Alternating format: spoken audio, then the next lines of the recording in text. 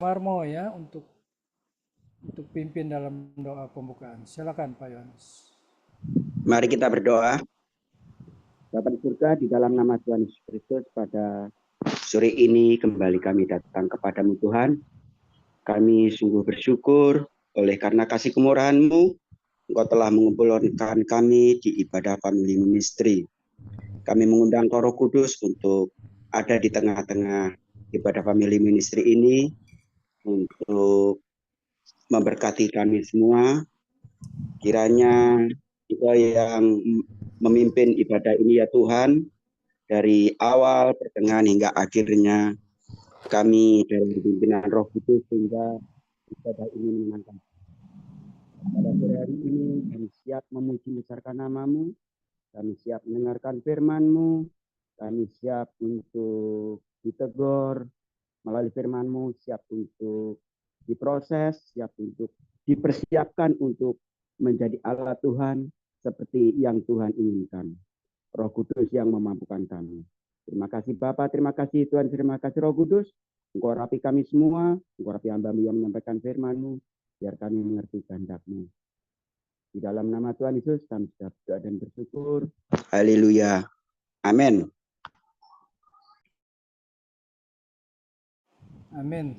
Ya, terima kasih Pak Yohanes. Baiklah Bapak Ibu yang dikasih Tuhan, kita akan siapkan hati kita untuk menyambut firman Tuhan. Tapi sebelum itu marilah kita memuji dan menyembah Tuhan terlebih dahulu.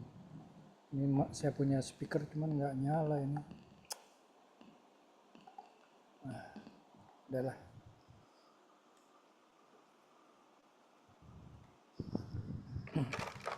Ya, mari kita memuji Tuhan ya dari lagu.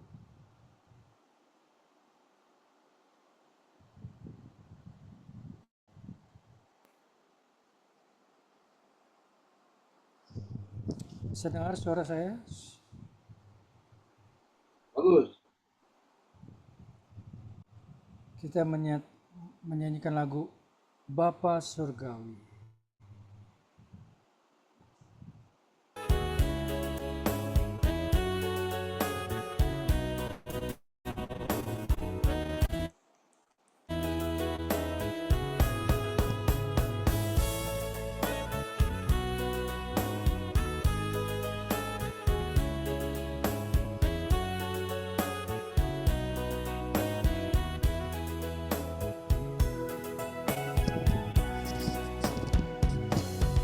Bapa Surgawi, ajarku mengerti betapa dalamnya kasih-Mu. Bapa Surgawi, buatku mengerti betapa kasih-Mu padaku. Semua yang terjadi di dalam hidupku, ajarku menyadari Kau selalu sertaku, beri hatiku selalu bersyukur padamu, karena rencana-Mu indah bagiku.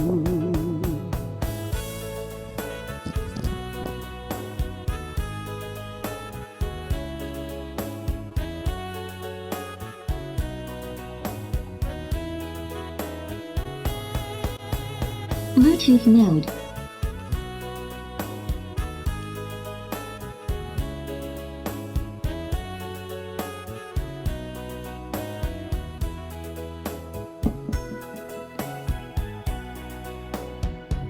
Bapa Surgawi, ajarku mengenal betapa dalamnya kasih-Mu. Bapa Surgawi, buatku mengerti betapa kasih-Mu padaku. Semua yang terjadi di dalam hidupku. Ajarku menyadari Kau selalu sertaku.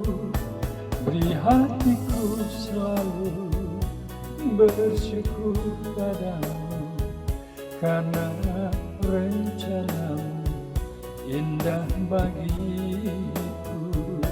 Semua yang terjadi di dalam hidupku, ajarku menyadari Kau selalu sertaku. Beri hatiku selalu bersyukur padamu, karena rencanamu indah bagiku.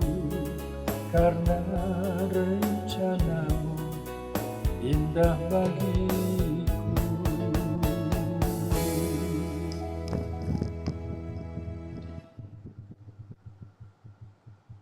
Kita lanjutkan lagu kedua, yaitu Bapa yang Kekal.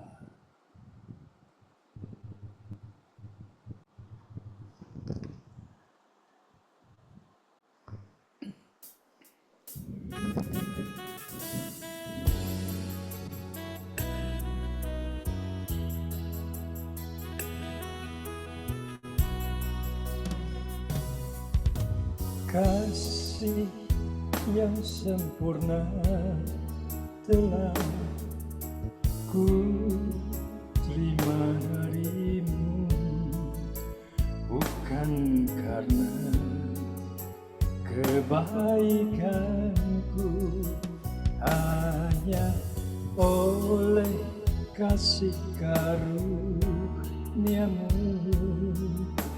Kau pulihkan aku, layakkanku untuk dapat memanggilmu Bapa.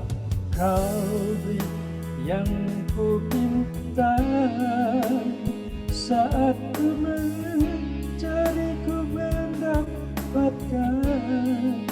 Ku ketuk pintumu dan Kau bukakan, sebab Kau Bapa-Ku, Bapa yang kekal. Takkan Kau biarkan aku melangkah hanya sendirian. Kau selalu ada bagiku, sebab Kau Bapa-Ku, Bapa yang kekal.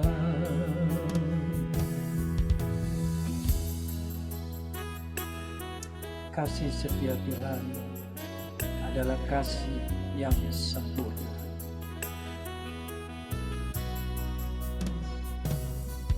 Kasih yang sempurna telah ku terima darimu, bukan karena kebaikanku, hanya oleh kasih karuniamu. Kau pulihkan aku, layakkanku untuk dapat memanggilmu Bapa. Kau beri yang ku pinta, saat ku mencari ku mendapatkan. Ku ketuk pintu dan Kau bukakan, sebab Kau Bapa-Ku, Bapa yang kekal. Takkan Kau biarkan aku melangkah hanya sendirian.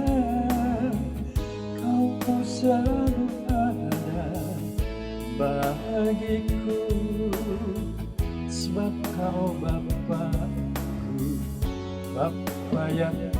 Tuhan, sebab Kau Bapa-Ku, Bapa yang kekal.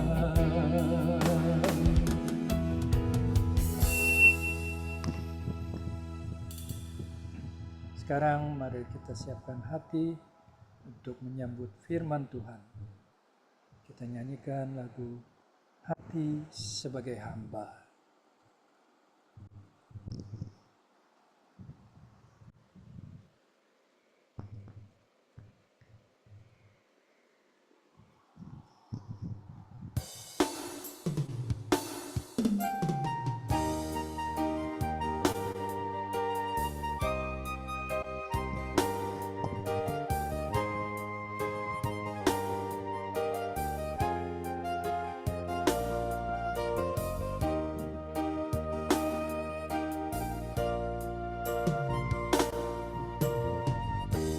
Tak membawa apapun juga saat ku datang ke dunia. Ku tinggal semua pada akhirnya saat ku kembali ke surga.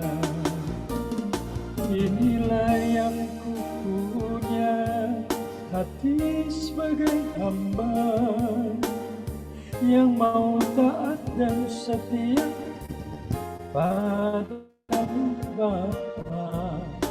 Kemanapun ku bawa hati yang menyembah dalam roda kebenaran sampai selamanya.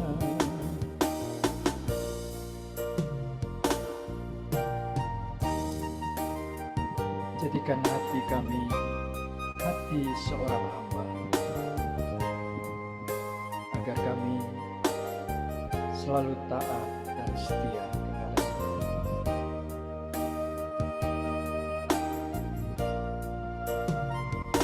Ku tak membawa apapun juga saat ku datang ke dunia.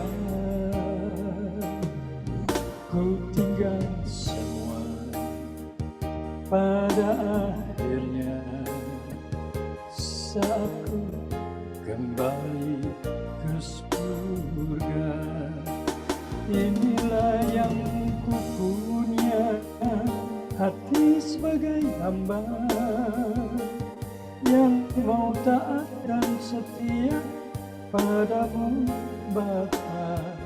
Kemanapun ku bawa hati yang menyembah dalam roda kebenaran sampai selamanya. Inilah yang ku punya, hati sebagai hamba yang mau taat dan setia padamu Bapa. Kemanapun ku bawa hati yang menyembah dalam roda kebenaran sampai selamanya.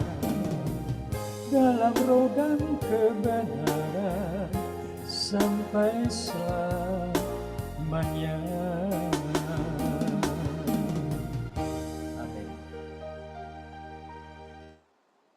Saya persilakan hambanya Bapak Pendeta Liman Handoko untuk menyampaikan firman Tuhan. Ya, silakan hambanya Pak Liman Handoko. Tuhan Yesus memberkati. Oke, shalom Pak. Suara saya bisa dengar ya? Dengar ya? Dengar Pak. Oke. Kita berdoa dulu sebelum mendengarkan firman Tuhan. Bapa di surga, terima kasih dan puji syukur ya Tuhan. Pada sore ini Tuhan memberikan kesempatan sekali lagi untuk kami bisa memberitakan kebenaran firman Tuhan. Roh Kudus, tolonglah hamba di tengah-tengah keberdosaan hamba, di tengah-tengah kelemahan hamba. Berikan kekuatan ya Tuhan untuk bisa menyampaikan firman Tuhan dengan serius. Apa yang kami sampaikan adalah kebenaran yang betul-betul datang dari Engkau sendiri. Tuhan, kami mohon Engkau menambah, Engkau mengurangi setiap statement-statement kami, kata-kata kami, sehingga kebenaran betul-betul berdasarkan bersumber secara murni pada Alkitab. Roh Kudus, tolonglah hamba-Mu, tolonglah yang pendengar-pendengar dari Zoom ini Tuhan. Engkau tilik mereka pribadi lepas pribadi, sehingga mereka bisa membuka hati dan pikirannya untuk firman Tuhan masuk pada hati dan pikirannya, dan mereka menjadi pelaku-pelaku firman Tuhan. Berkati Tuhan acara ini dari awal, pertengahan, hingga akhir, semuanya bisa berjalan dengan baik. Kami juga titipkan internetnya, kami juga titipkan suaranya, videonya, listriknya, semuanya berjalan dengan baik, sehingga Zoom ini juga berjalan dengan lancar Tuhan. Kami berdoa untuk anak Tuhan yang belum join bergabung dengan Zoom, yang Kau tolong mereka supaya cepat bergabung. Dan bagi mereka yang tidak bisa bergabung karena satu hal atau sakit atau apapun juga, Engkau pilih mereka juga Tuhan. Supaya Kau sembuhkan badannya mereka sakit, Engkau hiburkan pada mereka yang mengalami hal yang tidak enak. Tuhan memberkati semua Tuhan dari awal, pertengahan, hingga akhir, semuanya berjalan dengan baik. Di dalam nama Tuhan Yesus, saya berdoa dan mengucapkan syukur. Yang percaya katakan, amin. Saudara, pada sore ini saya membawakan judul bahwa anak manusia datang untuk melayani, bukan dilayani. Saya minta dengan hormat Pak Joni bisa membacakan dalam Matius 20 ayat 20 sampai 28. Matius 20, 20 sampai 28. Matius 20 ya. Sampai 28.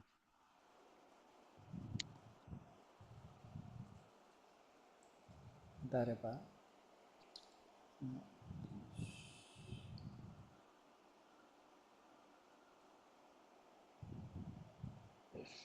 Ya, Matius 20 ya.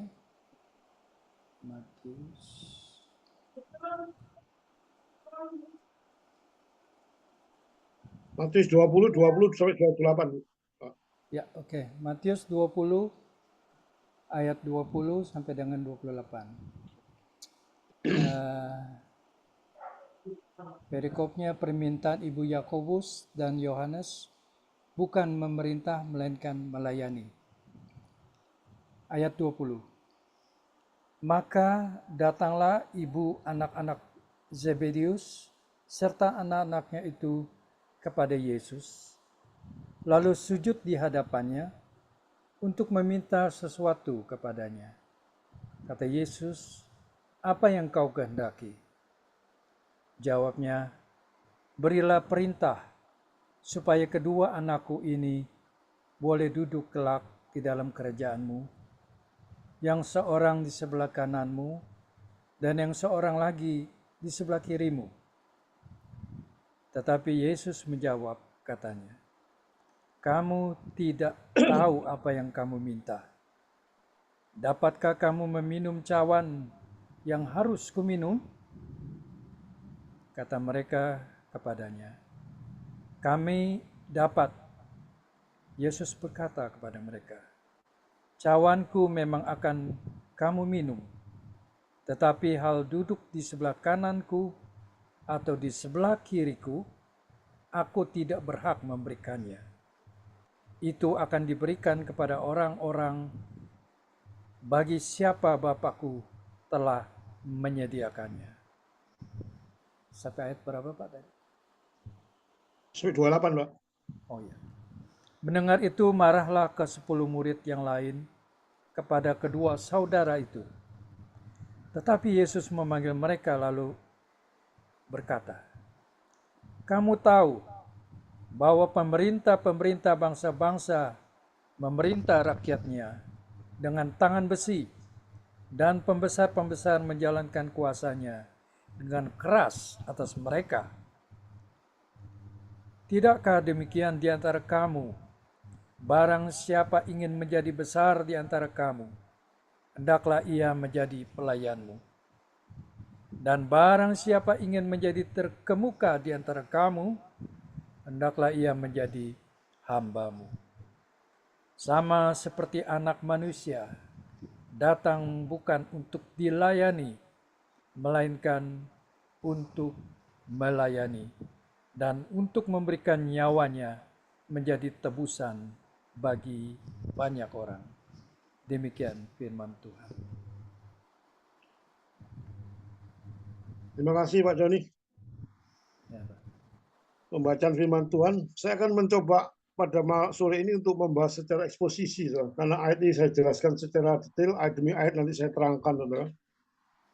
Tapi saya akan mencoba menjelaskan dulu ayat 20, saudara. Kelihatannya ayat 20 ini bertentangan dengan Markus 10 ayat 35 ya. Coba kita baca Markus 10 ayat 35 ya.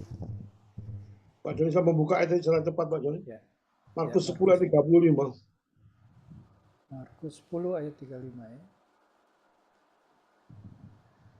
Ayat 35. Oke. Markus 10 ayat 35. Lalu Yakobus dan Yohanes anak-anak Zebedius mendekati Yesus dan berkata kepadanya, "Guru, kami harap semua supaya engkau kiranya mengabulkan suatu permintaan kami." Coba lihat kalau Matius 20 ayat 20, saudara. Saya akan menjelaskan ini secara detail karena ada banyak orang agama lain di luar kekristenan banyak mencemooh kitab suci kita. Saudara. Karena coba Pak Liman lihat, antara satu ayat dengan ayat lain berbeda.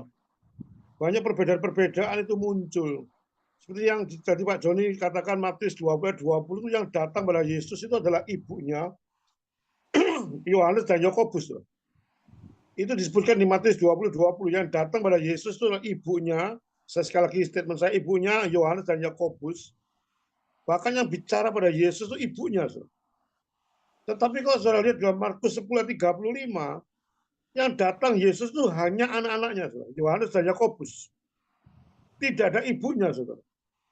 Ini menjadi pertentangan, walaupun kelihatannya sepele, saudara. Ini katakan ini loh Pak Liman, ayat kitab sucimu ada kitab yang suka pelenca-pelenca, istilah Surabaya suka bertentangan satu sama lain. Matius bicara ibunya, bicara pada Yesus. Tapi Markus 10 ayat 35, justru Yohanes dan Yakobus yang bicara pada Tuhan Yesus, bukan ibunya. Yang mana yang betul ini? Ibunya atau Yohanes Yakobus yang bicara? Karena menyangkut Alkitab, saudara, tidak boleh ada kesalahan apapun, itu argumentasinya daripada agama lain yang banyak diserang, saudara. Saudara, kalau aku menjawab penjelasannya supaya saya terangkan secara lebih spesifik supaya saudara tidak salah sangka, saudara. Saudara, preposisi Alkitab dulu, saudara. Preposisi pikiran dulu bahwa Alkitab itu tidak pernah bersalah, saudara. Alkitab tidak akan pernah salah. Itu pikiran saudara saya lebih dulu. Supaya jangan sampai terjadi suatu membias, saudara. Saudara, penjelasannya bagaimana, saudara? Kenapa ini berbeda, saudara? Nanti akan saya jelaskan beberapa ayat-ayat, nanti juga ada perbedaan-perbedaan, saudara. Saudara, di orang Yahudi itu punya kebiasaan, saudara. Ini sejarah lagi. Kita belajar sejarah. Dia mengatakan orang Yahudi itu ada suatu kebiasaan, apa yang seseorang lakukan melalui orang lain, sama dengan kalau ia sendiri yang melakukan. Itu ada dalam sejarah Yahudi, sehingga ini terjadi suatu istilah yang bahwa orang lain yang lakukan itu seolah dia sendiri melakukan. Seperti saya kasih contoh secara logika akal ya, secara sederhana. Jokowi itu banyak orang mengatakan, wih, Surabaya Jakarta, Jokowi membangun tol, Surabaya Jakarta dibangun Jokowi. Sehingga kita bisa lancar ke Surabaya Jakarta. Saya tanya pada saudara saya, apakah Jokowi membangun tol? Enggak, toh. Kan berani mengatakan itu Jokowi yang membangun, padahal Jokowi tidak pernah membangun jalan tol. Yang membangun justru tukang-tukangnya, mandornya membangun. Tapi orang berani mengatakan Jokowi yang membangun, karena memang yang memerintah itu Jokowi. Jadi ini sesuatu yang tidak bertentangan, seperti Markus tadi dengan Matius. Ada sesuatu yang dianggap orang lain itu dikerjakan, dianggap sendiri. Kalau kita Pak Joni bangun gudang, kita katakan Pak Liman bangun gudang. Saya pernah bangun, nggak pernah bangun. Saya nggak bisa bangun gudang kok. Yang bangun tukang-tukang saya. Tapi saya berani berkata dengan Pak Joni. Pak Joni, saya yang bangun gudang itu saya. Dan Pak Joni mengiyakan memang itu gedung saya, gudang saya. Tapi yang dimaksud membangun gudang itu bukan saya. Itu tukang-tukang. Itu kebiasaan pada orang Yahudi dan mungkin juga pada hal sekarang. Coba mari kita bedakan dalam Matius 8 ayat 5 dan 6 ya, coba. kita ringkas saja supaya ada perbedaan-perbedaan peristiwa. Saudara. Markus 8 ayat 5 dan 6 dibandingkan dengan Lukas 7 ayat 3 dan 4. Supaya catat sendiri. Saudara. Matius 8 ayat 5 dan 6 dibandingkan Lukas 3 dan 4. Di situ dalam Matius 8, 5, 6 dikatakan yang datang kepada Yesus itu adalah perwiranya sendiri. Saudara. Perwira sih datang ayat 7. Saudara. Di dalam ayat 5 dan 6 itu dikatakan Matius mencatat perwira itu yang datang kepada Yesus minta mohon kesembuhan untuk hambanya. Perwira itu, tapi dalam ayat Lukas 7 ayat 3 dan 4 itu bukan perwiranya, dia mengutus tua-tua Yahudinya datang ke Yesus. Tidak ada perwira yang datang, di situ hanya tua-tua Yahudi. Saudara. Ini sekali-kali bertentangan, saudara, karena tua-tua Yahudi itu diperintahkan oleh perwira itu untuk datang kepada Tuhan Yesus. Sehingga pada waktu tua-tua Yahudi itu berkata pada Yesus, seolah-olah perwira itu berkata sendiri. Saudara. Ini memang terjadi sejarah di zaman demikian, saudara. Sehingga tidak ada kontradiksi, saudara. Sehingga sanggahan-sanggahan daripada agama lain mengatakan banyak kontradiksi, tidak. Memang di Alkitab itu banyak paradok-paradok, dan banyak istilah-istilah yang misterius, saudara. Tetapi ini halnya bisa dijelaskan secara masuk akal. Saudara. Kita lihat lagi dalam Yohanes 3, saudara. Akan saya buktikan beberapa ayat, banyak ayat, saudara, tapi ini cuma 3 ayat, kalau saya buktikan saya masuk pada inti khotbahnya. Yohanes 3 ayat 22 sampai 26. Dibandingkan dengan Yohanes 4 ayat 2. Di dalam Yohanes 3, 22, 26, saudara, itu dikatakan Yesus yang membaptis. Dikatakan jelas ini peristiwanya sama. Saudara. Yohanes mengatakan Yesus membaptis, tapi kalau saya lihat Yohanes 4 ayat 2, itu dikatakan murid-muridnya membaptis. Yang mana yang betul, saudara? Yesus sama muridnya, saudara. Ini sekali lagi kontradiksi kata mereka, padahal tidak ada kontradiksi. Saudara. Sekali lagi murid-muridnya itu membaptis atas perintah Yesus. Saudara. Maka bisa dikatakan Yesus sendiri yang membaptis. Saudara. Padahal bukan Yesus. Saudara. Murid-muridnya, tapi murid-muridnya membaptis atas perintah daripada Yesus. Seperti tukang-tukang tadi membangun jalan tol atas perintah Jokowi. Keputusan presiden dibangun tol, sehingga tukang-tukang itu berani membangun karena ada perintah Jokowi. Tapi Jokowi tidak pernah membangun, tidak pernah angkut macam-macam, cuma dia perintah, tapi dikatakan itu yang membangun Jokowi. Demikian juga Yohanes 3, 22, 26 dan Yohanes 4, 2 ayat 2. Itu murid membaptis bukan berarti ada pertentangan. Yesus itu membaptis di ayat Yohanes 3, Yohanes 4 itu muridnya. Berarti murid itu mendapatkan perintah daripada Yesus supaya dibaptis. Setelah itu penjelasan ayat 20, saudara, supaya saudara bisa mengerti ada banyak ayat pertentangan, sebenarnya tidak ada pertentangan. Ada banyak lagi pertentangan, misalnya Yesus murid-muridnya jangan bawa bekal. Jika Markus bawalah bekal, sehingga terjadi suatu simpang siur. Tapi itu bisa dijelaskan secara latar belakang dan secara sejarahnya. Setelah mari kita membahas ayat per ayat, saudara, dalam inti khotbah saya. Saudara. Ayat 20b, 21b, ini kan permintaan mereka. Ibunya minta pada Tuhan Yesus, ingin anaknya ada di kanan dan kiri Yesus dalam kerajaannya. Saudara, kenapa ibunya itu atau Yakobus saudara itu tiba-tiba meminta kepada Yesus supaya dia ditempatkan di sebelah, duduk di kanan kiri, saudara. Saudara, ini ada dasar kitab sucinya, saudara. Kenapa sampai dia berani mengajukan permintaan pada Tuhan Yesus? Karena Tuhan Yesus sendiri memberikan lowongan untuk itu. Saudara. Kita baca dalam Matius 19:28. Pak Sonji bisa cepat mengikuti saya. Matius 19:28. Ini dasarnya mereka meminta kedudukan karena Yesus memberikan suatu lowongan. Matius 19, Pak Joni, ayat 28. Matius 19 ayat 28. Oke, sebentar. Matius 19 ayat 28. Kata Yesus kepada mereka, Aku berkata kepadamu, sesungguhnya pada waktu penciptaan kembali, apabila anak manusia bersemayam di takhta kemuliaannya, kamu yang telah mengikut aku akan duduk juga di atas 12 takhta untuk menghakimi ke-12 suku Israel. Nah, ini dasarnya, Pak. Orang murid itu mereka dasar Matius 19:28 karena Yesus ini membuka lowongan. Kalau nanti ada penghakiman akhir zaman, kamu saya angkat untuk menghakimi ke-12 suku Israel. Dan ini disambut oleh Yohanes maupun Yakobus supaya dia minta paling tinggi, saudara. Dia minta duduk sebelah kanan kiri karena dia membuka lowongan kepada semua muridnya, saudara. Sehingga mumpung belum di kisah Surabaya, mumpung belum diduduki orang lain, dan langsung Yohanes Yakobus itu minta sebelah kiri maupun sebelah kanan.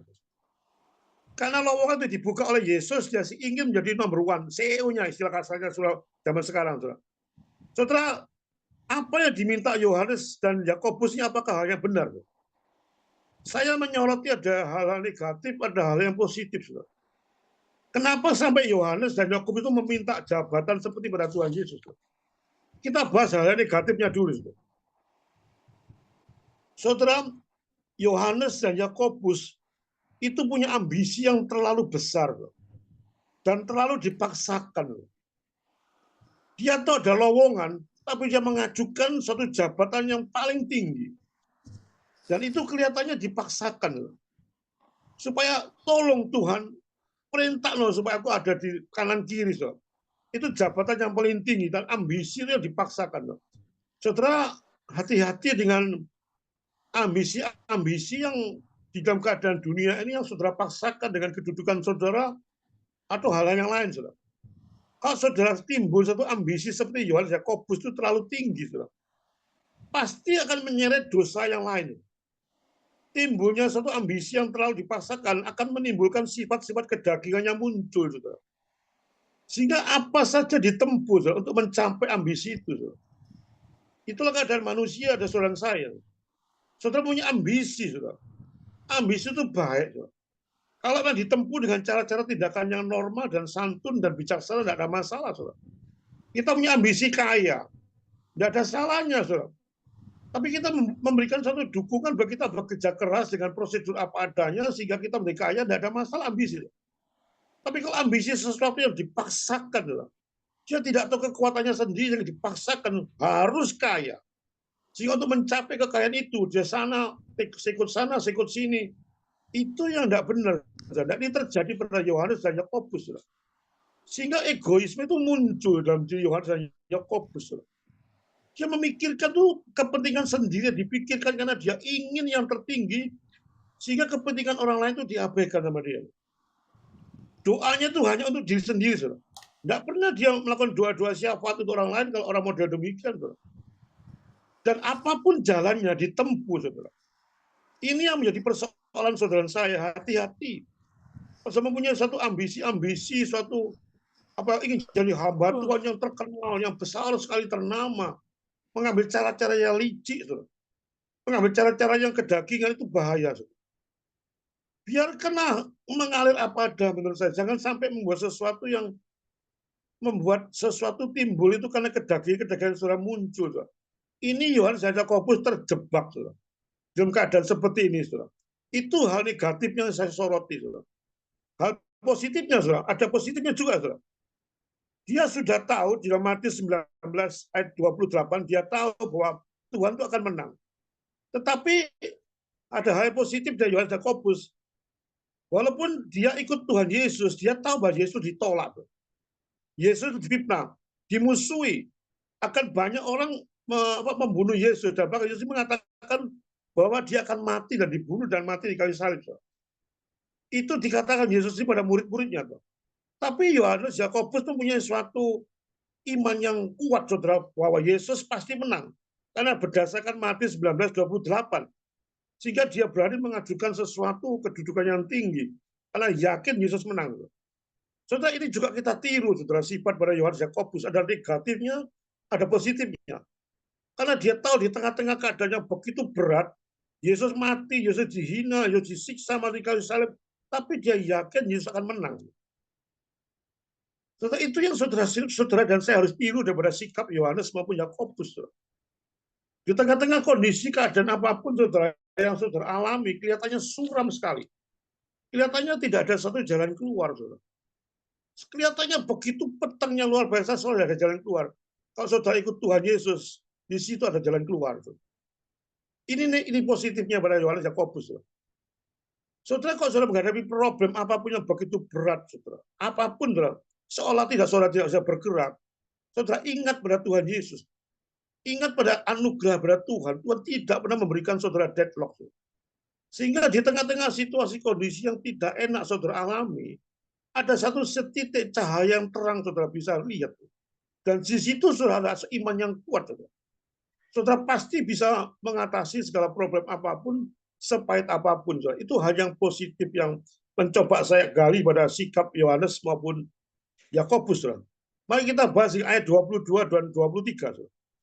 Yesus berkata, kamu tidak tahu apa yang kamu minta. Nggak tahu, memang nggak tahu. Yohanes dan Yakobus itu nggak tahu yang apa yang dia minta. Pokok dia ingin jabatan. Tapi Yohanes dan Yakobus tidak tahu konsekuensi dari jabatan itu apa. Saudara. Itu yang sering kali saudara alami saudara saya. Tuhan tolong aku minta jabatan presiden, misalnya, direktur. Tapi saudara tidak tahu tugas direktur itu apa. Sangat berat dan sulit dilakukan, tapi saya tidak peduli. Pokoknya jadi direktur, saya minta jadi presiden, dikasih ya sudah, nanti terserah. Itu yang sering terjadi pada saudara saya. Seperti Yohanes Yakobus minta suatu kedudukan yang tinggi, dia tidak tahu konsekuensi dari jabatan itu apa. Asal minta dalam logika akal, merasa senang, merasa hebat, merasa dipandang orang itu luar biasa. Sehingga saudara minta pada Tuhan itu ngawurnya luar biasa. Pokoknya saya minta menjadi hamba Tuhan yang luar biasa terkenalnya. Saudara tidak tahu konsekuensinya. Hamba Tuhan yang terkenal itu banyak belajar firman, ada banyak tantangan, ada banyak penderitaan. Saudara nggak mau tahu. Ini banyak terjadi seperti itu. Yohanes Yakobus tidak mengerti konsekuensinya asal dia minta jabatan. Itu yang saya dapat petik dari pelajaran Yohanes Yakobus. Yesus mengatakan, dapatkah kamu meminum cawan yang harus kuminum? Ini artinya apa, saudara? Penderitaan yang dihadapi. Yesus mengatakan, dapatkah kamu minum cawan yang harus aku minum? Kamu itu kalau mendapat jabatan, sudah ngerti lah istilah kasarnya, saudara. Bahwa itu penderitaan yang dihadapi. Makin tinggi kedudukan seseorang, makin banyak tantangan yang sudah hadapi. Jangan main-main, saudara. Ini suatu paket, sudah satu kondisi seperti ini. Saudara.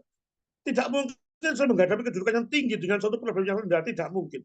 Makin saudara tinggi, makin Tuhan memberikan suatu perintah untuk melayani Tuhan lebih tinggi. Di situ tantangannya lebih tinggi. Dan Yohanes Yakobus nggak mengerti. Saudara. Kalau dia minta paling tinggi, itu konsekuensinya apa, tidak tahu. Sehingga mengatakan, dapatkah kau minum?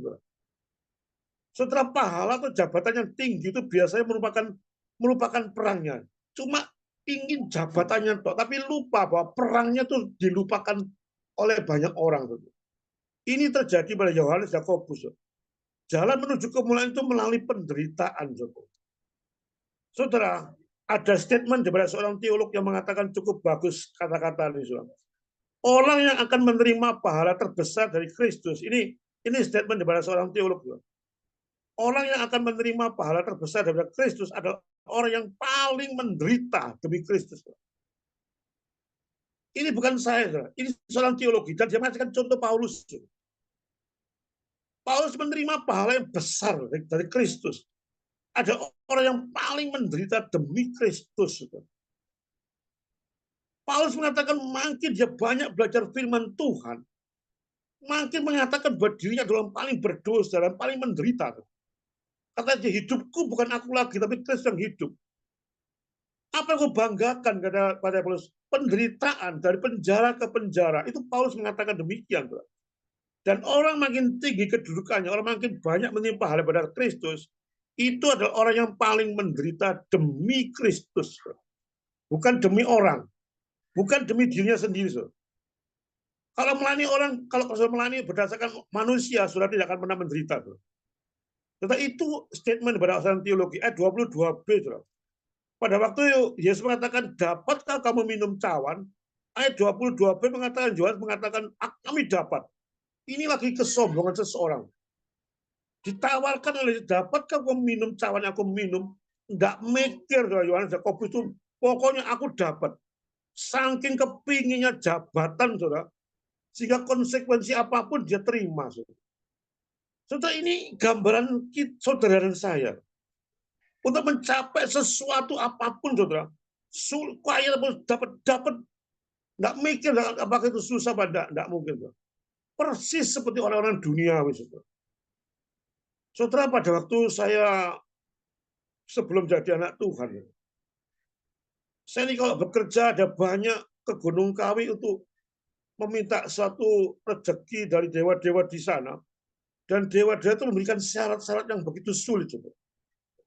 Kadang-kadang saya disuruh puasa selama 5 hari, 6 hari, padahal saya tahu saya ini suka makan. Tapi pada saat saya ambisi yang kaya, pada saat dewa itu menawarkan kepada saya, Pak Liman, kalau kamu mau kaya, kamu puasa 5 hari. Nggak makan apa-apa, cuma sekedar minum, dan kau betul-betul harus menjalankan seperti ini. Seperti dewa memberikan persembahan, dan kamu nanti berapa persen daripada penghasilan harus diberikan oleh dewa. Saya tidak mikir, saya bisa, gitu aja. Karena saya ambisi, saya kepingin kaya itu luar biasa. Sehingga pada waktu si dukun itu menawarkan pada saya sesuatu yang sulit, ada kertas dibakar, dimasukkan air, diminum, saya minum, saudara. Walaupun nggak enak, kertas dibakar gendeng. Kalau sekarang suruh minum itu tak buang sama saya. Dulu mau saya. Kembang diubek-ubek, dimasukkan di sana selama 2 hari, dimasukkan air, dikasih kemudian disuruh minum. Mau saya. Disuruh apapun mengatakan dapat saya. Jadi karena ambisi itu sudah melupakan semua itu. Pokoknya sudah dapat kaya, tidak berbicara apapun ditempuh. Inilah, saudara kalau melihat Yohanes Yakobus, jangan menyalahkan Yohanes Yakobus. Diri saudara saya itu juga seperti itu modelnya. Yang seperti saya pikirkan, memang kayak gitu. Saudara. Dan ayat 23a katakan, Yesus mengatakan bahwa mereka memang kamu minum. Saudara. Berarti mereka akan menderita. Saudara. Saudara, penderitaan ini betul-betul dialami oleh Yohanes Yakobus. Yakobus itu adalah rasul yang pertama kali mati syahid. Rasul yang pertama kali mati syahid itu Yakobus. Itu nubuat pada Tuhan Yesus. Yohanes adalah orang yang paling sengsara juga dibuang di Pulau Patmos. Cukup lama. Usianya 100 tahun baru dia meninggal. Karena dia merasakan, enggak apa, ayo aku dapat minum cawan. Menderita sungguh itu.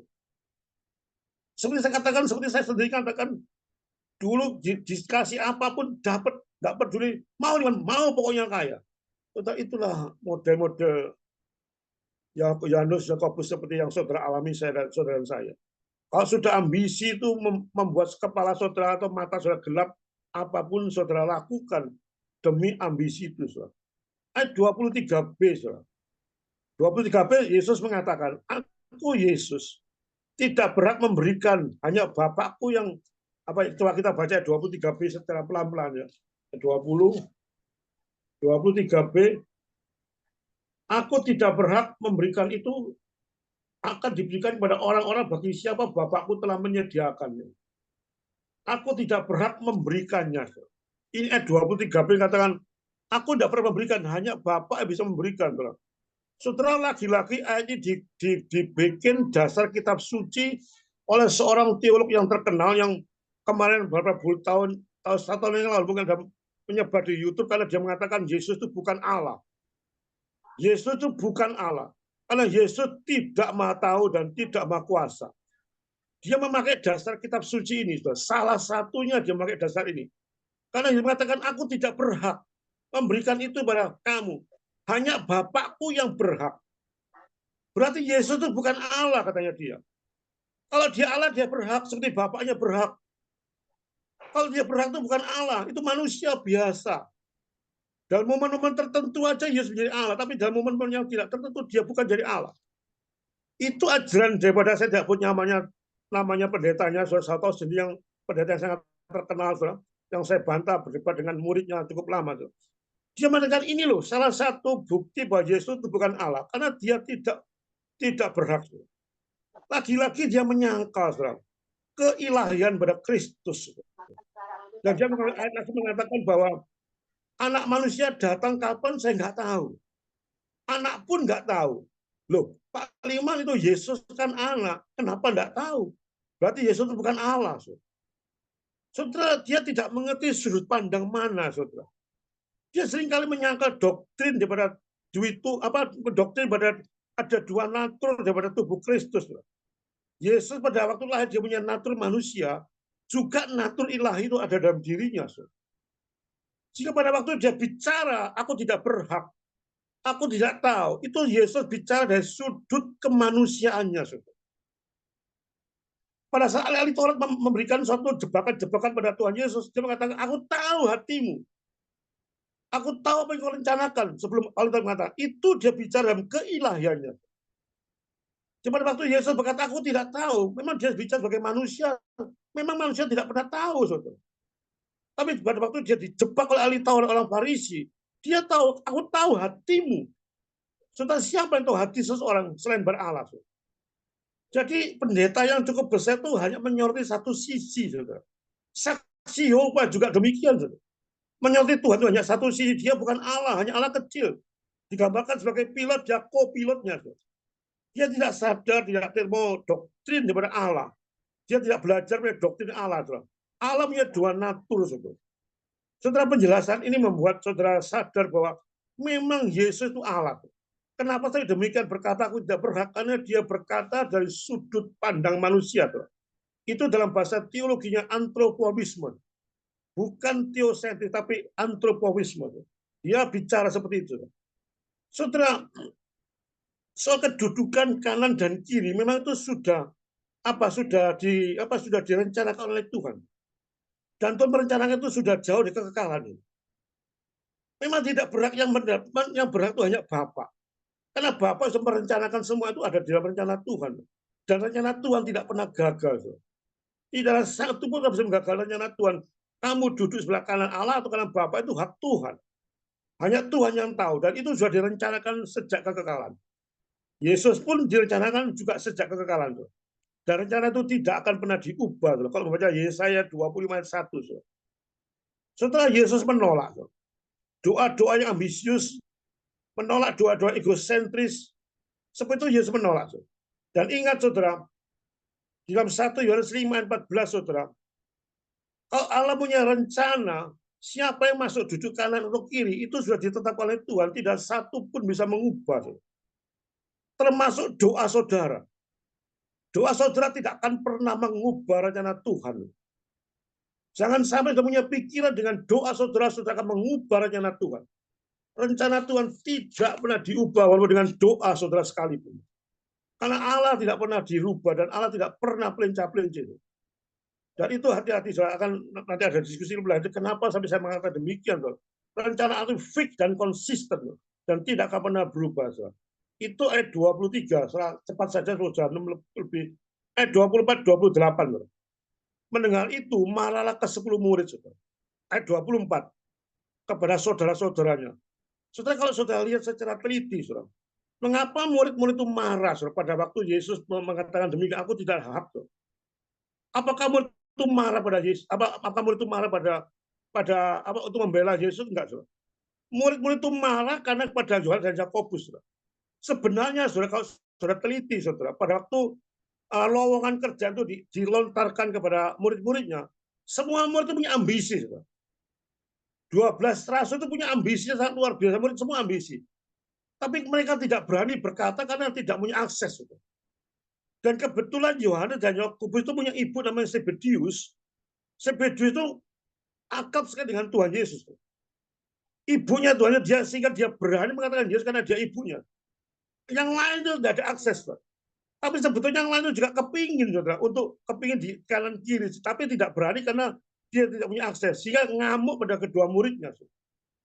Saudara, kelihatannya mereka marah, kelihatannya mereka melihat Yesus, padahal enggak. Karena dia kepingin, saudara. Ini istilah Surabaya itu maling teriak maling. Saudara. Dia ngamuk sama Yohanes Yakobus, padahal dia sendiri kepingin untuk duduk di kanan kirinya. Saudara. Coba saudara perhatikan kata-katanya dia. Dia merasa iri hati. Saudara. Sama-sama ambisinya, tuh. Tapi sebelum muridnya berani bicara karena tidak punya akses, tuh. Tapi dia ada suatu ambisi, sama-sama ambisi, cuma dia tidak punya akses, itu perbedaannya, tuh.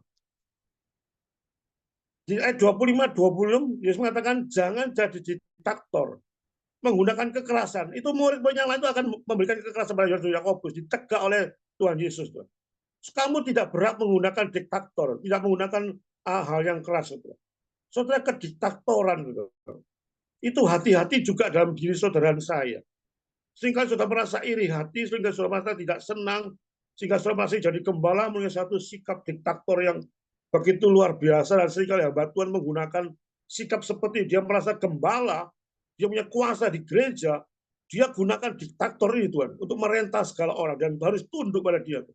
Hati-hati dengan diktator atau satu kekuasaan absolut.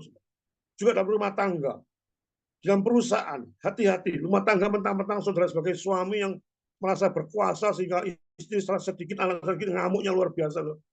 Dia merasa saya ini kepala, sehingga tidak boleh dibantah. Hati-hati. Jangan sampai saudara bertindak sebagai seorang diktator, saudara. Saudara, ini ada kata-kata teolog yang juga saya kutip, saudara. Orang yang ingin jadi besar harus mau jadi pelayan. Siapa ingin jadi termuka harus jadi hamba. Itu ada di ayat 28 tadi. Orang yang hidupnya hanya untuk mendapat pasti direndahkan. Ini sekali kata-kata teolog yang saya kutip. Saudara. Dia mengatakan orang yang hidupnya hanya untuk mendapat pasti direndahkan. Saudara pergi ke gereja, gereja itu apa yang dibuat oleh aku sih? Aku gereja ini supaya dipenuhi kebutuhanku. Minta terus, minta terus. Orang yang suka minta terus, saudara. Dimanapun dia berada, dia minta terus, tidak pernah memberi, saudara. Itu orang yang pasti direndahkan. Itu kata teolog.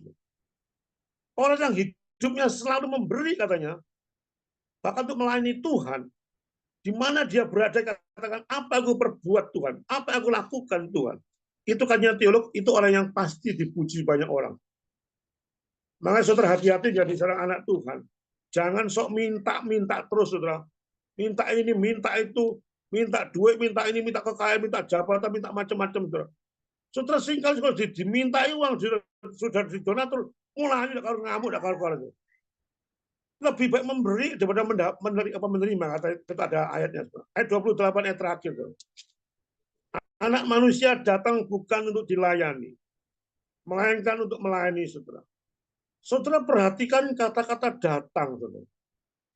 Coba saudara pikir, datang itu berbeda dengan lahir. Saudara. Kalau saya lahir, Pak Liman lahir tanggal 23 September 1959. Saya lahir itu ada tindakan yang pasif. Saya lahir itu akibat orang tua saya guyonan sehingga saya muncul saya. Itu lahir. Kalau dikatakan Yesus tidak, anak manusia lahir, bukan dilayani, enggak gitu. Anak manusia datang. Saudara, datang itu berarti ada satu tindakan aktif. Lain dengan tindakan lahir itu tindakan yang pasif. Tindakan aktif, dia mengatakan aku datang. Berarti menunjukkan preeksistensi. Keberadaan sebelumnya. Saudara, kalau sudah belajar doktrin daripada internal generation of the Son, Yesus itu ada sejak kekekalan. Bahwa dia sudah ada sejak kekekalan. Sehingga dia tidak mengatakan aku lahir, aku datang. Karena dia sudah ada. Kalau kita manusia-manusia seperti Pak Joni, saya, pokoknya semua itu lahir. Saudara, bedanya lah dengan datang. Datang itu tindakan aktif. Kalau lahir itu tindakan pasif. Saya mau tidak mau dilahirkan, saya dulu tidak pernah dilahirkan, mula-mula muncul saya. Pasif ya. Saya nggak tahu. Kalau Yesus datang kan memang dia ada sebelum dia datang ke dunia. Saudara, kalau Yesus mengatakan, aku anak manusia datang. Ini sudah menunjukkan bahwa Yesus itu Allah. Tidak ada satu manusia pun bereksistensi selain Allah. Dan tidak satu manusia mengatakan, aku datang. Tidak ada. Hanya Yesus mengatakan, aku datang. Berarti, saudara, secara tidak langsung bahwa Yesus memang Allah. Betul-betul Allah, karena dia ada sebelum dunia ada. Saudara sudah percaya pada Yesus Allah. Saudara. Mengapa saya katakan hanya satu-satunya Yesus adalah juru selamat. Di luar Yesus sudah tidak pernah selamat. Sudah tidak percaya pada Tuhan Yesus, berarti sudah masuk jurang neraka. Kalau sudah percaya pada Yesus sebagai Allah, Yesus sudah menyediakan rumah di surga. Karena dia Allah. Saudara. Dia datang bukan untuk dilayani, tapi untuk melayani. Saudara. Seorang presiden kalau datang ke suatu daerah, dia kepingin dilayani. Saudara. Tapi Yesus, dia itu Allah, Raja, segala Raja. Presiden dan si presiden, dia datang tidak ingin dilayani. Tapi dia melayani. Dikatakan Yesus itu gembala. Gembala yang agung itu melayani domba-dombanya. Dia selalu mendengar suara domba-dombanya. Dia selalu menilik domba-dombanya. Dia selalu menolong tepat pada domba-dombanya. Itulah gembala kita. Dia datang bukan untuk dilayani, tapi melayani. Dulu saya sebelum jadi ikut Tuhan Yesus, saya melayani dewa itu luar biasa. Setiap pagi jam 6 sore, setiap jam 6 sore, setiap hari. Sampai saya umur berapa puluh tahun, sudah 40, 35, lebih 40, masih menikah pun saya melayani dewa. Jam 6 sore mau tidak mau saya pergi kemana, mesti saya pulang rumah untuk melayani dewa. Untuk berikan satu minuman atau buah-buahan pada 1 bulan 2 kali. Saudara, itu dewa. Saudara. Kita yang melayani. Saudara. Kita digoblok-goblokkan oleh dewa supaya kita melayani dengan mengorbankan semua. Tapi Yesus datang bukan untuk dilayani, tapi dia melayani. Saudara, buktinya saudara, dalam Lukas 23 ayat 43. Saudara. Pada waktu Yesus di kayu salib, saudara. Dia penuh dengan penderitaannya. Luar biasa penderitaannya, sakitnya luar biasa. Tapi dia masih sempat melayani penjahat di sebelah. Saudara, saudara pernah merenungkan ini, saudara? Penjahat mengatakan, tolong aku Tuhan, supaya aku didudukan supaya diselamatkan. Yesus dengan keadaannya begitu berat, saudara. Dia makan hari ini, kamu bersama-sama dengan aku. Dia masih melayani. Saudara, kita punya Tuhan Yesus yang melayani saudara saya itu, puji Tuhan dan puji syukur yang luar biasa. Saudara. Dia memberikan nyawanya, saudara, untuk tebusan bagi banyak orang. Kita ditebus oleh Tuhan itu ada selagi kita masih berdosa. Dia tebus dengan nyawa yang mahal, dengan darah yang mahal. Itu darah itu begitu berharganya dan mahalnya, yang mati di kayu salib bukan dengan barang yang fana kita tebus, tapi dengan darah yang mahal. Ada banyak orang, banyak orang bukan berarti semua orang. Yang dimaksud banyak itu banyak orang, semua orang yang percaya itu banyak orang percaya, bukan semua orang ditebus oleh Tuhan Yesus. Tuhan yang menebus hanya orang yang percaya ditebus oleh Tuhan Yesus. Orang yang tidak pernah percaya pada Tuhan Yesus tidak pernah ditebus. Yesus mati kayu salib menebus hanya bagi orang yang percaya pada Tuhan Yesus. Orang yang tidak percaya pada Tuhan Yesus, dia masuk pada jurang neraka yang tidak perlu ditebus. Saudara, percayalah pada Tuhan Yesus pada sore ini bagi mereka yang belum percaya. Jangan pernah menunda. Hidup sementara, saudara, 70 tahun, 80 tahun, tapi kekekalan itu jutaan tahun, bahkan dikatakan tak terhingga. Saudara pilih yang mana? Saudara pilih yang sementara, dengan cara-cara yang licik, saudara melakukan sesuatu, apa saudara pilih daripada kehidupan kekal di surga yang tidak ada batas waktunya? Saudara, di surga tidak ada penderitaan apapun. Saudara. Di situ itulah adalah misi kita sebagai anak Tuhan. Biarlah khotbah, akhir khotbah ini membuat saudara percaya pada Yesus itu adalah Allah. Dan percayalah pada Yesus satu Tuhan dan Juru Selamat. Bertobatlah pada orang yang belum mengenal Tuhan secara serius. Saya katakan serius, bukan menjadi orang Kristen KTP. Tapi orang Kristen yang betul-betul mengenal Yesus, menerima Yesus, dan betul-betul punya hubungan yang indah dengan Tuhan Yesus. Biarlah firman Tuhan yang memberikan kekuatan bagi saudara saya, supaya jangan pernah terlambat. Cepatlah bertobat dan kembali pada jalan yang benar, dan terimalah Yesus sebagai Tuhan dan Juru Selamat. Amin. Terima kasih Pak Joni. Mari kita dalam doa. Bapa di surga, terima kasih dan puji syukur. Firman-Mu bicara dengan jelas, Tuhan. Roh Kudus menguasai hati dan pikiran anak-anak-Mu pada saat mendengarkan firman-Mu ini, ya Tuhan. Supaya mereka membuka hatinya untuk percaya pada Tuhan Yesus secara konsisten, secara serius, secara sungguh-sungguh. Bukan dengan hanya mulutnya, Tuhan, tapi dengan hatinya, Tuhan. Dan seluruh hidupnya percaya pada Tuhan adalah satu-satunya Tuhan dan Juru Selamat. Sehingga di tengah-tengah situasi, kondisi apapun, mereka tidak mencuri kemuliaan Tuhan. Supaya mereka tidak menjual Tuhan dengan cara-cara licik. Supaya mereka konsisten dalam ikut Tuhan, karena Tuhan adalah satu-satunya jalan menuju ke surga. Terima kasih Bapak, biarlah firman dengan kuasa Roh Kudus menyertai anak-anak Yesus ini, mereka pula dengan damai sejahtera, dan mereka betul-betul mengenal Engkau secara pribadi dengan sungguh-sungguh, ya Tuhan. Terima kasih Bapak. Di dalam nama Tuhan Yesus, sama berdoa dan mengucapkan syukur. Amin. Saya serahkan pada Pak Joni lagi. Ya, terima kasih untuk hambanya, Bapak Pendeta Liman Handoko. Luar biasa ya, hari ini kita sudah mendengar apa yang menjadi isi hati Tuhan. Tuhan Yesus itu datang bukan untuk dilayani, tapi untuk melayani. Siapa yang lebih dulu melayani di dalam kehidupan kita kalau bukan Tuhan Yesus? Amin. Kita boleh bangun pagi ya, masih sehat, masih diberkati, masih diberi kemurahan, penyertaan, perlindungan. Itu kita harus ingat, itu karena kebaikan Tuhan. Amin. Nahum 1 ayat 7. Tuhan itu baik, ya, terlalu baik. Kalau buat saya itu juga, saya percaya Bapak Ibu juga merasakan ya kebaikan Tuhan itu sepanjang hidup kita sampai hari ini, sampai detik ini. Amin. Ya, kita harus lakukan apa yang Tuhan Yesus sudah lakukan. Ya, ketika dia melayani, ya, ketika dia datang ke dunia ini menyelamatkan banyak orang, ya, orang yang berdosa, ya, orang yang tidak mengenal Yesus, ya, sehingga dia melihat perbuatannya, dan juga sampai hari ini banyak orang percaya kepada Tuhan Yesus. Amin. Ya, jangan kita tukar dengan apapun yang ada di dunia ini, karena dia satu-satunya ya juru selamat untuk kita semua yang percaya. Karena di Yohanes 14 ayat 6 ya, I am the way, I am the truth, and I am the life. Akulah jalan dan kebenaran dan hidup. Tidak ada seorang pun yang akan sampai kepada Bapa di surga nanti. Jika kita pulang, so pasti kita akan disediakan tempat yang kekal ya di surga nanti. Amin. Itu satu janji Tuhan. Oleh sebab itu kita harus hidup benar di hadapan Tuhan. Miliki roh takut akan Tuhan.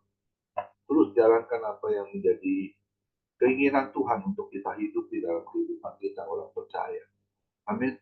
Ya, kita jangan lagi sama dengan orang yang tidak mengenal Yesus.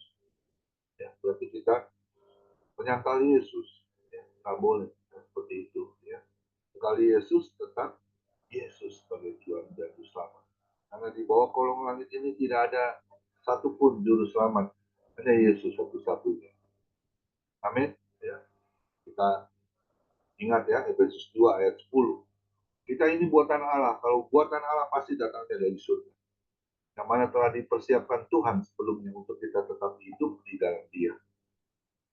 Amin. Tetaplah hidup di dalam Tuhan, hidup yang berkenan, hidup yang terus melakukan apa yang Tuhan inginkan. Karena di Yohanes 14 ayat 15 ya, jika engkau mengasihi aku, engkau harus mentaati segala perintah-perintah. Yang Tuhan ajarkan, kita semua boleh taat, boleh setia. Mengiring Yesus adalah keputusanku. Mengikuti Yesus itu juga keputusanku. Amin. Tuhan Yesus memberkati Pak Liman Handoko. Kiranya menjadi berkat untuk kemuliaan nama Tuhan. Tuhan memberkati pelayanan Pak Liman Handoko, istri juga anak mantu cucunya. Kita akan pada besok yang melayani Boksu Hari Sanosa. Kita akan diberkati seperti hari ini kita sudah diberkati oleh banyak pendeta Liman Handoko. Silakan Pak Joni Iskandar, satu buah pujian sebelum doa syafaat. Tuhan Yesus memberkati kita semua. Baik.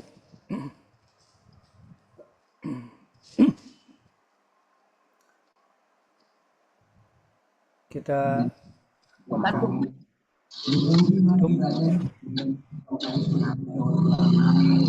Coba tolong siapa yang nyalain itu?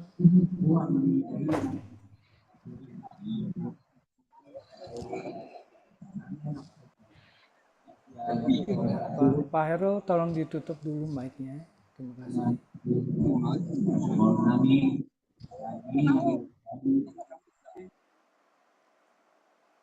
Ya, baik. Ya, Bapak Ibu yang dikasih Tuhan, terima kasih untuk Pak Liman Handoko yang sudah menyampaikan firman Tuhan pada kita hari ini dengan tema Anak Manusia Datang untuk Melayani. Maka mari kita menyanyikan lagu Melayani, Melayani Lebih Sungguh.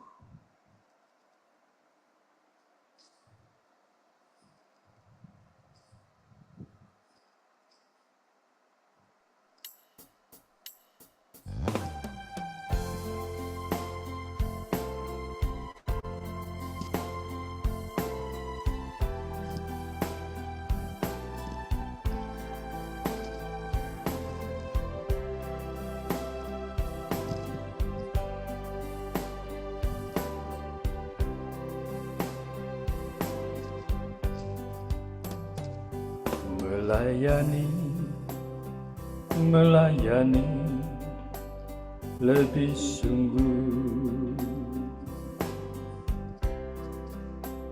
melayani, melayani lebih sungguh. Tuhan lebih dulu melayani kepadaku, melayani, melayani lebih sungguh, mengasihi, mengasihi lebih sungguh,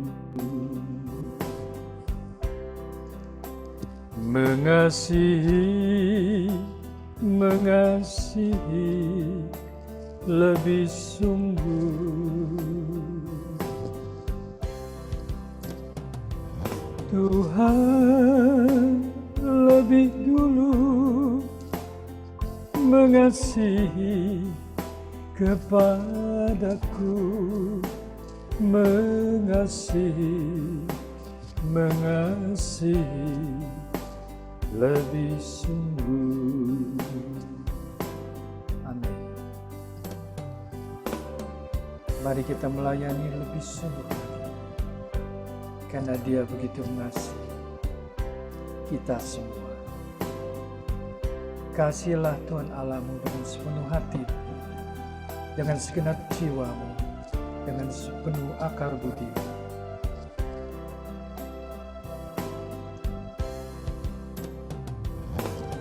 Karena Tuhan lebih dahulu mengasihi dan melayani, mengapa kita tidak melayani Dia? Karena Dia begitu mengasihi kita, Dia melayani kita dengan sungguh.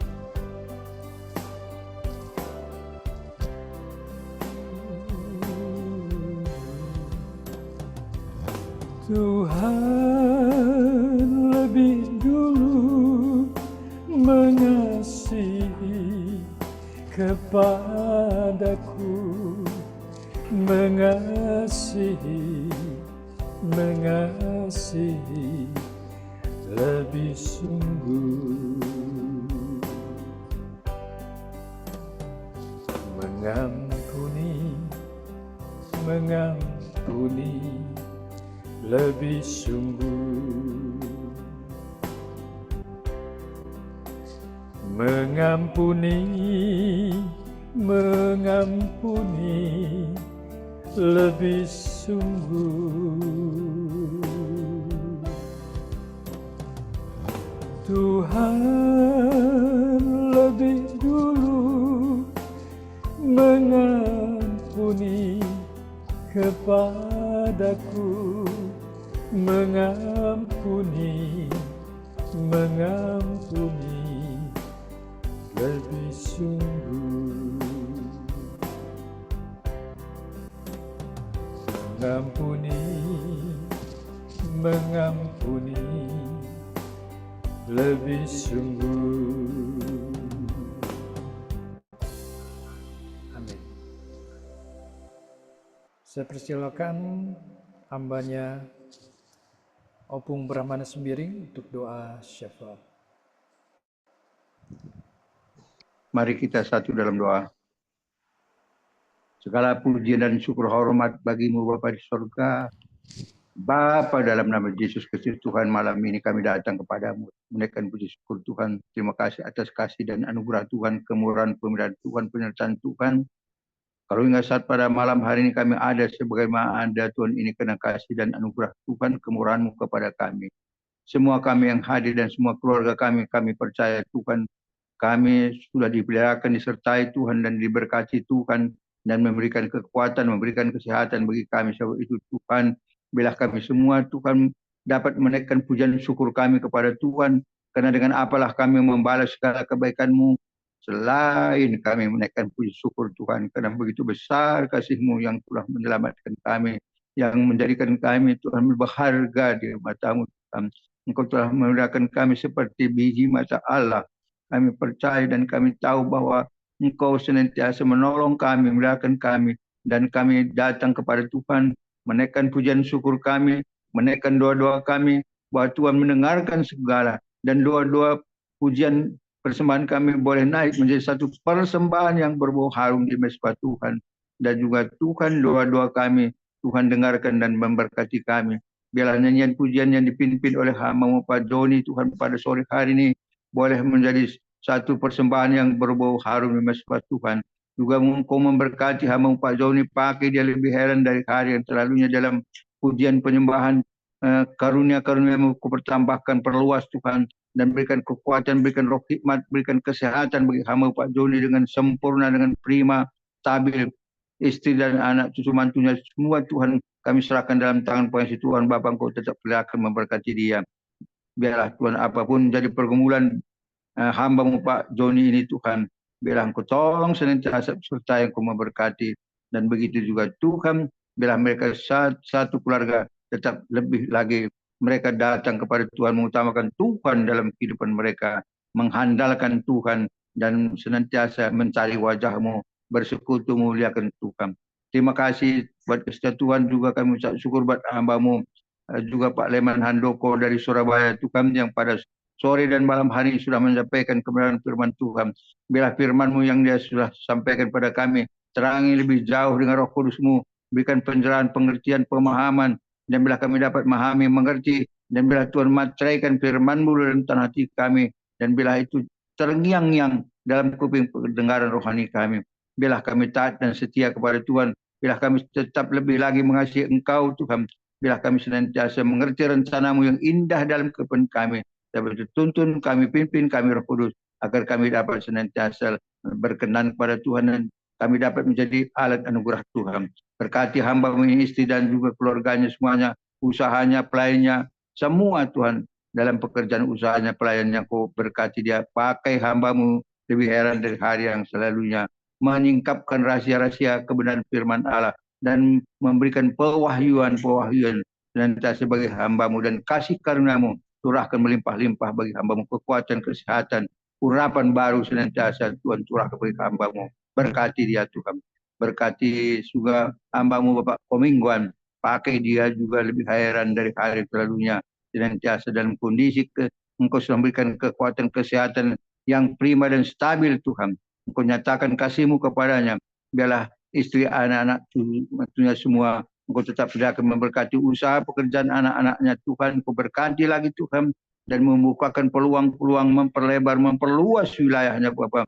Dan tolong hamba-Mu ini Tuhan, Engkau juga senantiasa sertai dengan urapan kuasa kreatif dan kuasa yang Kau curahkan dari surga. Biarlah hamba-Mu dimanapun melayani, dimanapun tugas hamba-Mu, Engkau tetap sertai dan memberkati Bapa.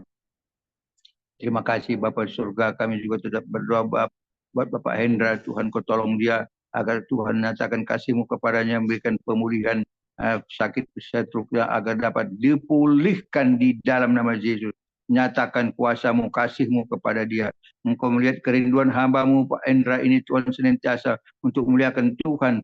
Bagaimana hamba-Mu melayani, baik dia mengirimkan juga firman Tuhan, berkat-berkat firman Tuhan yang sampaikan pada kami Tuhan. Kau balas berkat melimpah-limpah Tuhan, kekuatan, kesehatan, roh hikmat, pengetahuan dari surga curahkan baginya dan keluarganya, anak-anaknya, semua usahanya, pekerjaannya, baik tokonya yang ada di Banten sana Tuhan. Kau memberkati usaha anak-anaknya, Kau berkati semua. Terima kasih Bapak surga, buat semua hamba-hamba-Mu yang pada kesempatan sore hari Tuhan yang hadir, kami dapat hadir, dan semua anak-anak-Mu, hamba-Mu yang tidak sempat hadir, yang sudah beberapa saat tidak hadir, baik hamba-Mu Ibu Lili, Engkau juga memberkati dia, Engkau memberkati keluarganya, anak cucu mantunya, berkati juga oma orang tua dari hamba-Mu ini Tuhan. Engkau berkati, berikan kesehatan, usahanya, pelayannya, berkati dia Tuhan. Begitu juga Tuhan buat hamba Tuhan, anak-anak Tuhan yang lain, yang Tuhan mungkin berhalangan, dan kami juga terbatas untuk mendengar keadaan mereka dan melihat mereka. Tetapi apabila anak-anak-Mu yang pada kesempatan hari ini, mungkin mereka dalam keadaan kondisi kelemahan tubuh, Kau berikan kekuatan, dan kalau ada sakit penyakit Kau sembuhkan, Kalau ada permasalahan, kau nyatakan belas kasih-Mu bagi anak-anak-Mu, hamba-Mu, Kau memberkati semua Bapa. Begitu juga Tuhan, Kau tolong kami semua yang pada kesempatan pada sore dan malam hari ini. Kalau kemarin ini Tuhan, hamba-Mu Pak Sumarno, Tuhan sudah memberikan kesempatan dia menikmati Tuhan, sudah mencapai pernikahannya sudah 13 tahun. Tuhan, biarlah pernikahan ini Kau terus ikat dengan tali kasih-Mu yang tak putus. Kuatkan keikatan tali kasih-Mu dari suami istri. Begitu juga anaknya, Amin. Tuhan. Kau memberkati anaknya pendidikan masa depannya. Biar masa depan yang penuh harapan Tuhan. Biarlah Kau berikan juga rezeki-rezekinya, usahanya senantiasa lebih lagi berkati hamba-Mu ini dalam usahanya. Tuhan, bengkelnya berkati lebih lagi melimpah-limpah Tuhan. Biarlah mereka Amin. juga ibu rumah tangga sebagai penopang dalam rumah tangga, juga untuk penopang dalam doa rumah tangga, berkati, berikan hikmat, berikan urapan, berikan kekuatan, kesehatan bagi mereka, dan dimanapun mereka berada Tuhan dapat memuliakan Tuhan, melayani Tuhan, untuk meninggikan nama Tuhan. Jadikan hamba-Mu menjadi alat anugerah Tuhan, jadikan dia menjadi berkat dan saluran berkat sehingga nama Tuhan dimuliakan. Terima kasih juga Ibu Ertin yang ulang tahun juga Tuhan hari ini. Tuhan, Engkau juga memberkati, kami serahkan dalam tangan Tuhan. Mari Tuhan tolong dia dimanapun dia pada saat ini berada. Dia bersuka cita dengan keluarganya, anak cucunya semua. Tuhan, Kau perlihatkan memberkati dia. Kami mengucap syukur buat penyertaan Tuhan, pemilihan Tuhan dalam dia merayakan hari jadinya Tuhan. Engkau juga tuntun bimbing dia, berikan kekuatan baru, berikan semangat baru bagi hamba-Mu ini, dan memakainya menjadi anugerah Tuhan, menjadi berkat dimanapun dia berada Bapak.